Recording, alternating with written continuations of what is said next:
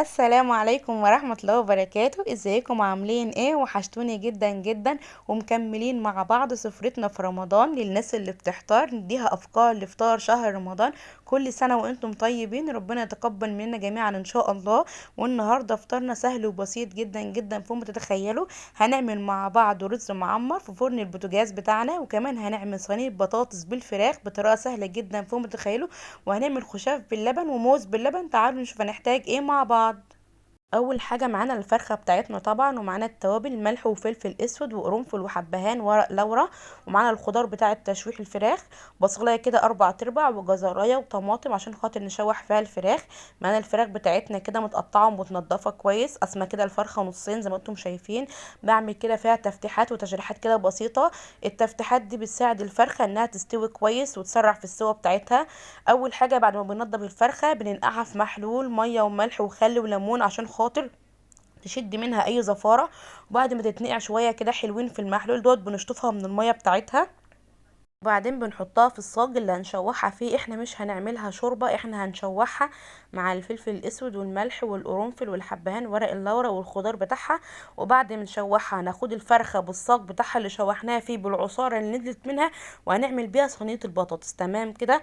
احط بقى الخضار الجزر والطماطم والبصل على الفرخة في قلب الصاج اللي هعمل فيه البطاطس، والتول بتاعتي الملح والفلفل الاسود والحبهان ورق اللورا والقرنفل. تمام كده.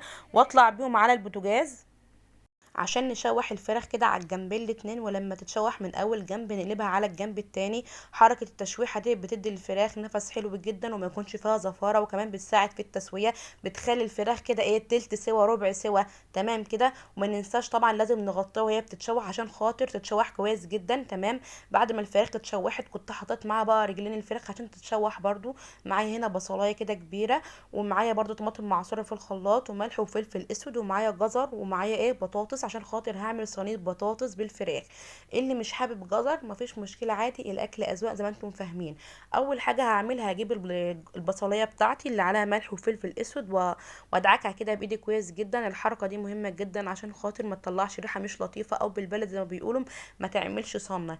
لازم ندعك البصل بالملح والفلفل الاسود كويس. تمام. بحط بقى كده اول حاجه البصل تحت الفراخ كده وفوق الفراخ. بتدي نفس حلو جدا لصينيه البطاطس بالفراخ بالذات. تمام كده. وبعد كده بقى بحط الجزر والبطاطس بتاعتي. اهم حاجه وانا برص البطاطس لازم البطاطس والجزر يكون تحت الفراخ، يعني نعملها ايه نفرشها كده كاننا بنقعد الفراخ على البطاطس والجزر. وكمان لازم الجزر يكون متقطع رفيع جدا عشان خاطر الجزر بيكون قاسي، بتبقى البطاطس تستوي قبل منه وهو يكون لسه كده ناشف ومش مستوي. فنقطع الجزر شرايح رفيعه جدا عشان خاطر تستوي مع البطاطس. تمام. ونزلت عليها بالطماطم المعصوره في الخلاط، وحطيت عليها نص كوبايه ميه واحطها في قلب الفرن. ولازم اغطيها كويس جدا عشان خاطر الفراخ تستوي كويس، لان احنا حاطينها تلت سوا او ربع سوا زي ما بيقولوا. تمام. هنعمل مع بعض بقى الرز المعمر. جبت هنا معايا كيلو رز، غسلته كويس جدا وحطيت عليه بقى الملح بتاعي اللي انتوا حابينه بقى، خفيف من غير ملح زي ما انتم حابين. وعليه معلقه كده واحده من السمنه على معلقتين اتنين كبار من الزيت. تمام. ده كيلو رز بيحتاج لاتنين كيلو لبن، يبقى اللبن بيبقى ضعف الرز. تمام. يبقى كيلو رز عليه 2 كيلو لبن حليب. تمام. ومعايا هنا بقى إيه هنقول مثلا الكيلو دوت 5 كوبايات رز، يبقى عليهم 5 معالق قشطه لكل كوبايه رز. معلقه كبيره كده من القشطه. ده لو هنقول ان الكيلو رز 5 كوبايات رز. تمام. فهنحسبها كده زي ما بيقولوا الكيلو رز عليه ربع كيلو قشطه. مع ان انا شايفه ان هو كتير بس مش مشكله، يبقى الكيلو رز عليه ربع كيلو قشطه، او مثلا 6 معالق او 5 معالق من القشطه ومعلقه سمنه ومعلقتين اتنين كبار من الزيت. اما بالنسبه للبن الحليب لازم اللبن الحليب يكون ضعف الرز، يبقى الكيلو رز عليه 2 كيلو لبن حليب. طب لو هعمل بالكوباية، لو عملت مثلا كوبايتين رز احط عليهم 4 كوبايات لبن حليب. تمام. وبعد ما بحط المعيار المظبوط بتاع الرز بتاعي للبن الحليب بزود عليه نص كوباية لبن حليب. او ممكن تستبدلوا نص كوبايه اللبن الحليب ديت بنص كوبايه من الشوربه. مش متاح عندكم شوربه، ممكن نحط نص كوبايه من الميه. تمام كده، ده شغال وده شغال. وبعد ما بقلب كله كده كويس مع بعض وبحط عليه اللبن، بروح مسخنه الفرن بتاعي على اعلى درجه حراره وبحطه كده في النص على الشبكه.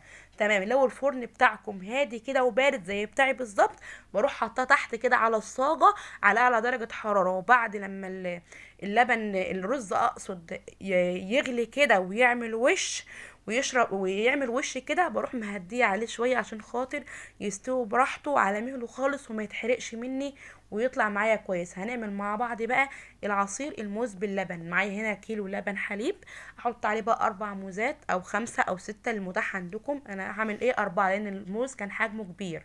ومش هحط له سكر خالص وهضربه في الخلاط. تمام. وهنعمل مع بعض الخشاف. فاكرين التين والقراصية والمشمش المجفف اللي عملناه مع بعض في فطار اول يوم رمضان؟ انا جبت كل الكميه بتاعته وقصقصتها بالمقص وحطيتها في قلب العلب بتاعتها كده وفي التلاجة عشان خاطر لما اجي نعمل مع بعض خشاف يبقى سهل عليا، ما اقعدش اقصقص ولا اتعب نفسي. تمام. جبت بقى البلح بتاعي وفصصته من النوى وغسلته اكتر من مره كده، وحطيت عليه شويه بقى من الخشاف دوت اللي هو بقى ايه، التين والقراصية والمشمش المجفف. قصقصته قصدي حطيتهم شويه كده في العلبه على البلح بتاعي.